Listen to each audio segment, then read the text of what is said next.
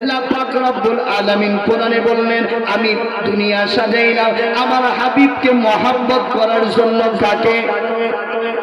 হাদিসের ভিতরে আছে, লা ইউমিনু আহাদুকুম হাত্তা আকুনা হাব্বা ইলাইহি মিন ওয়ালিদিহি ওয়া ওয়ালাদিহি ওয়ান নাসি আজমাইন। আমার আল্লাহর নবী বলে, ও দুনিয়ার মানুষ শুনো,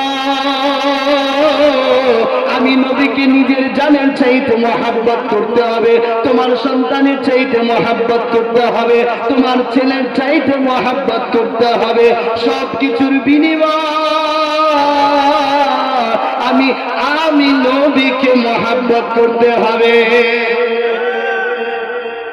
কাকে মহব্বত করতে হবে? কাকে বলেন?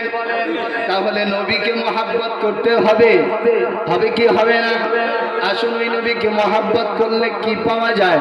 ওই নবীর মহব্বত যদি আসে, আল্লাহ নবী বলে, আমাকে মহব্বত করতে হইলে আমার আহলে বায়াত পাক পাঞ্জাতনকে মহব্বত করতে হবে। Line clear? লাইন কি বলেন? লাইন কি? Line clear. আর নাইলে লাইন ভেজাল, আর নাইলে লাইন ভেজাল। আল্লাহ মানেন, নবী মানেন না, নবী মানেন, আহলে বায়াত মানেন না, তাহলে আপনার লাইন ক্লিয়ার নয়। আল্লাহ মানা নবী মানা নয়, নবী মানলে আল্লাহ মানা হয়।